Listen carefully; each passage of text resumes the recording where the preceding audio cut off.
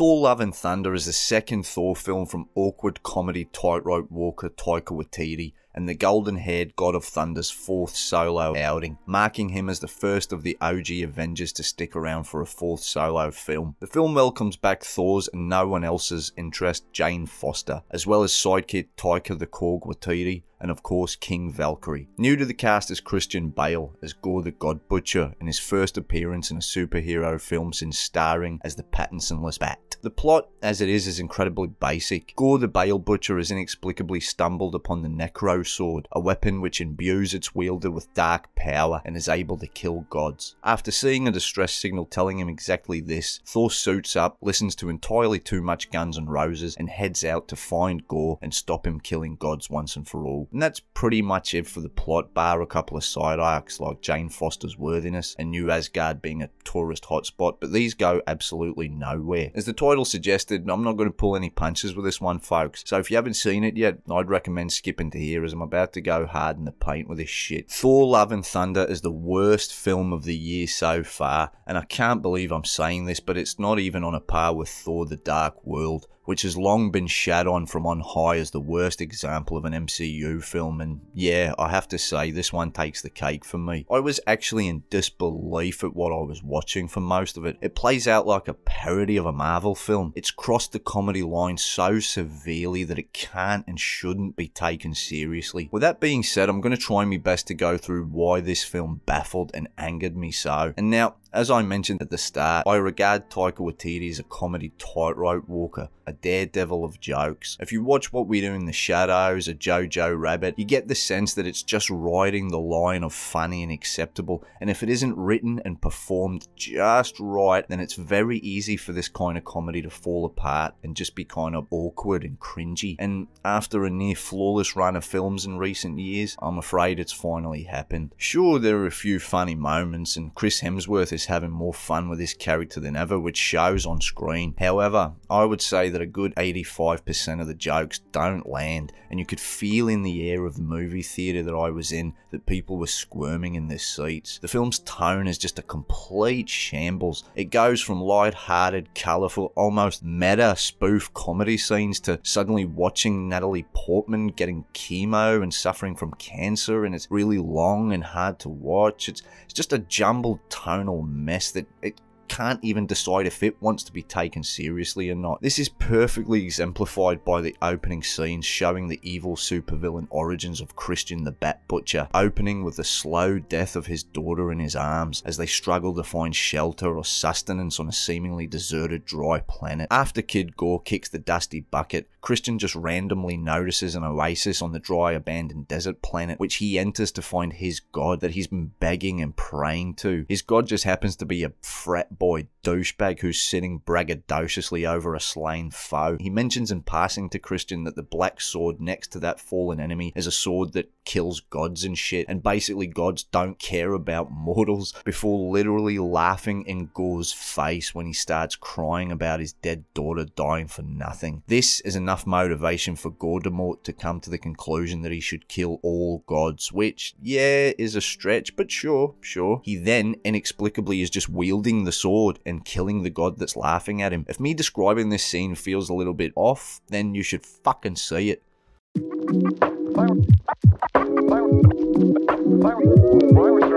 The plot is barely worth talking about. Marvel in general is getting pretty bold with just how little effort they're putting into explaining why anything is happening. Things just sorta happen. Christian Bale just stumbles upon his god. Then he has the God Killer sword. He just has it, it's there. Then someone sends a distress signal out telling the Void about Christian Bale. Thor then answers and hunts down Gore to stop him, and Natalie Portman is dying for some reason. Everything else is just kind of happens. I figured the easiest and most concise way to do this was to just go through the things in the film that were egregiously bad for me. The moments and the decisions that push this under Thor the Dark World in terms of film quality. Motivations. No one in this film has any motivation to do anything beyond the script demanding that they do. Sure, this is used as a plot device for Thor to give him a reason to still be in the MCU, but things like Gorr just deciding to kill all the gods, and then Jane just deciding that Mjolnir can heal her and make her strong, to King Valkyrie just deciding to get back in the saddle and leave Asgard and then kill fucking Zeus. All this shit just happens with no justification or real context. I first noticed this after Spider-Man No Way Home, a film which I was pretty outspoken with my hatred of, but I noticed that Marvel were getting so bold and confident and full of the smell of their own farts that they aren't even trying to write plots or characters with motivations anymore. They just present a bunch of fan service and woohoo moments that are shoddily tied together with CGI that just take the level of CGI for granted. Of course it's good, it should be fucking good, it's worth 200 million. Spider-Man was a film with 6 villains and not a single one of them had any motivation to do anything beyond evil villains be evil. None of them wanted anything, none of them had any demands or grievances or anything. They just existed in the film and they didn't like Spider-Man. I'm afraid to say that it looks like this is the way the MCU is going now. Why would they waste time and effort on things like narrative and character development or character arcs when you can just throw some member berries in there, safe in the knowledge that an exciting and deceptively cut trailer is going to secure your $1 billion in profit? The plot of Spider-Man starts with a magic spell and then is ended by a magic spell. It was insulting when Doctor Strange declares at the end of the film that he could just do a spell that cancels out the previous spell that's just caused 2.5 hours of film to happen. That is just, oh, I'll just do this spell and everything will go back to the way it was. Then he has his own film that he has to fight an evil book like Necronomicon that Scarlet Witch has, and wouldn't you know, about 2/3 of the way through he learns that there's a good book that can cancel out the evil book because the good book will grant you whatever fucking spells you want. So you can imagine how I felt around the halfway mark of Love and Thunder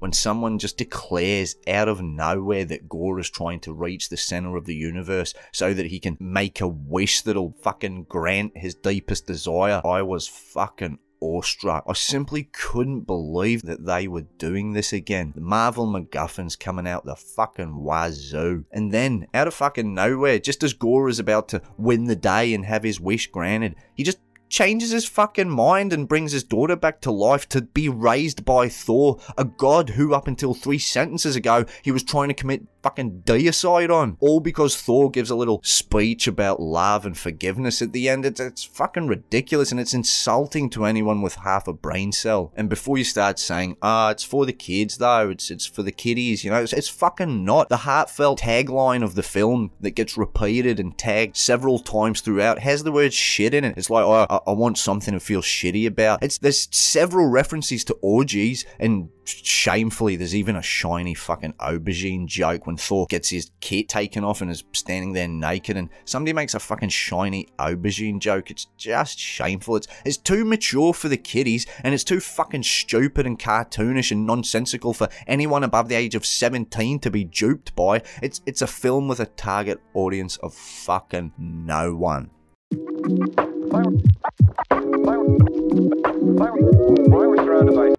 Chris Odinson is great. He's always been great, and here you feel like he's completely unshackled and is just riffing and having fun with his character, which is nice to see at times, but ultimately it just makes him feel like he's just walked off the set of Saturday Night Live doing a spoof Thor, especially when he's sitting opposite cancer-ridden Jane Portman. It's just a bit awkward. Everyone else, I don't know, I just feel like they're trying too hard to be, you know, funny and quippy, and there's nothing more uncomfortable to watch than a bunch of actors thinking that they're hilarious and not being hilarious. That's why Saturday Night Live is so shit these days. You can tell that there's a lot of outtakes and that the actors were trying to push it and make each other laugh, and yeah, I'm glad that they clearly had fun making it, because then somebody's having fucking fun, because I'm not having fun watching it. Christian Bale, he's visibly having a lot of fun with his performance, but he gets lost in the muddle and appears far too briefly. Also, I don't think he could decide what accent he wanted to do either. I mean, he starts off like sort of English, London Cockney, and then it changes changes to a sort of clean-cut, posh English accent, and there's definitely some, like, Americanisms dropped in throughout some of his speeches, but then when he resurrects his daughter at the end, she comes out Australian for some reason. She's like looking at, yeah, Uncle Thor, I love you, Thor, you big cunt. Yeah, how's about a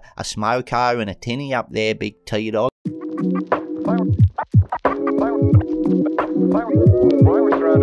My main feeling throughout the hour and 59 minutes I was sat in the cinema was that of utter disbelief. I couldn't get my head around just what the fuck I was watching half the time, so let's do a rundown. Did I miss something? But since when has Mjolnir and the axe been like characters with feelings and opinions? Thor is whispering sweet nothings in his weapons' ears and telling them how much he loves them and giving them mead and shit. He's pouring mead over them. There is literally a scene where Thor is like reminiscing and saying how much he misses Mjolnir, and as he's saying this, his axe appears in the frame, floating in like a jealous way, looking over his shoulder, and Thor has to then put the axe's mind at rest. The axe is acting jealous and has like a temper tantrum, and the whole reason for Natalie fucking Thorman being imbued with the powers of the mighty Thor is because at one time in the past, Thor told Mjolnir to take care of Jane, and then Mjolnir gives like a little twinkle of acknowledgement, and he's like, yeah mate, yeah, I will do. So then when Jane gets cancer and is dying, Mjolnir's like, oh, I need to take care of Jane. I mean, what the fuck am I watching? There's an extended cameo by Sam Neill, Matt Damon and Luke Hemsworth, who are playing Odin, Loki and Thor respectively in a shitty amateur theatre production of Ragnarok that's taking place in New Asgard. And honestly, this is one of the most uncomfortable and cringy film scenes that I can remember in quite a while. Again, it's just like they're acting bad on purpose and being hilarious and thinking this is hilarious because they're so bad, and they're again clearly having a lot of fun on the set, but it just falls so flat, and it actually made me uncomfortable sitting in the theater. And Matt Damon needs to be fucking dressed down and sent to bed without any fucking dinner for that display. It was shameful. And well done, Sam Neill, you're shooting 2 for 2 this summer. Good on you, big fella. So Gordomort heads to New Asgard and kidnaps all the children, and for the whole film all we're hearing is, we have to save the children, we have to protect the children, we must help the children. So then when Chris Odinson finally gets to the children with a looming Gore and his army of monsters about to strike them down, he tells the kids to pick up rocks and weapons and anything they can, and they're gonna fight. And then he says a little nursery rhyme and holds his hand up in the air, and the nursery rhyme, the last line of it is, I grant you the power of Thor, which even sends a lightning bolt through all of the fucking children. So all the children's eyes start glowing, like now they're super god strength children, and then he just sets them on the monsters. He just, go children, go fight the monsters. He then immediately turns his back on the children that he's been spending the whole film trying to get to. Soon he just turns his back on them so that he can go and fight Gore the Bale Butcher. And one of the kids has been cuddling a teddy bear for the whole film, and the teddy bear, once he gives the lightning bolt, the teddy bear's got glowing eyes now, and the teddy bear's got a god strength, so it's a god strength teddy bear that's imbued with the power of Thor, and she's holding it up and it's glowing from the eyes, and it's directly ripped off from The Boys, by the way, season 1 of The Boys. And side note, Marvel, if you are ripping off something which is actively satirizing you, then you are missing the point here. I'm not going to go too hard on Russell Crowe. I mean, he does look the part, but as soon as he opens his mouth, it's just unbelievable. He's doing the most comical stereotype Greek accent you can imagine, and again, looks like he's having fun, but his scenes, they just play out awkwardly. Luckily, it's no more than an extended cameo, although a post-credit scene with Hercules could hint future involvement. Incidentally, they cast this uninteresting looking unknown guy as Hercules, so the big da-da reveal of Hercules, you're just left sitting there going, yeah, okay. If you're gonna do a big Hercules reveal, then fucking cast Jason Momoa or bring back The Rock, or fucking something. Just cast something to get us excited, but it's just dun dun, and then it's a big nothing. Right? Who the fuck is that guy? At some point in the third act, Natalie Thorman learns that Bale the God Butcher needs the Bifrost to access the center of the universe to be able to grant his wish. And upon learning this, she runs over to Thor and throws the Bifrost away, instead of I don't know, just maybe using it to go there first and wish that none of this ever happened. Or maybe you can keep it safe now and tell him to hold on to it, seeing as it's the thing that Bale needs to win the day. Maybe you could do anything besides fucking throw it away. Korg has a little bit of dialogue where he explains that procreating for his race involves two men holding hands over a molten lava pit, which then somehow makes a baby Korg. This is just all to set up a punchline at the end of the film of him holding hands with another male, finding a male that he's become one with to make a and the other guy's name's Dwayne. Get it? He's a rock called Dwayne. Yeah. Anyway, Tessa Thompson, she's great in the film. King Valkyrie, though, is very clearly and obviously a gay character, but she's not so gay that China would get offended. So they leave it mostly up to insinuation and easily cuttable lines of dialogue. Disney, either do this shit properly and actually give us progressive characters, or stop fucking patronizing us, because this shit is getting old. It's great that her character's a lesbian. It serves her character fantastically well. She's strong and independent and comfortable with her sexuality. So fucking stop dancing around it, Disney. Just, we're fine. It's all good. It's great. Just do it. And stop fucking kowtowing to the Chinese market. I only saw this last night, so I'm sure I'm forgetting some of the what the fuck moments, but yeah, you get the idea. All in all, Thor Love and Thunder is a tonal mess of a film, and is the first Taika Waititi film that I can remember where the comedy just falls completely flat. The editing is jarring and choppy, costume design is just on the wrong side of bright and cartoonish, and the performances are uneven. The highlights of the film all involve Christian Bale's gore, who unfortunately became lost in the nonsense. However, the way the screen drains of colour in his presence, the cinematography here, it made for some very arresting visuals and set pieces, and I have to give them credit for that. The film felt like a slapdash. To be honest, if it was released as a little bonus comedy movie on Disney Plus, it could have worked, you know, really well. But as a fully fledged big budget MCU blockbuster, it's just an embarrassing joke. Another example of a company that know they don't even need to try anymore. You shouldn't allow yourself to be spoken to in this tone of voice. Complain and moan so hard that Kevin Feige is forced to take everything back to the drawing board. Moan so hard that they make a Joker or a Logan a real film again.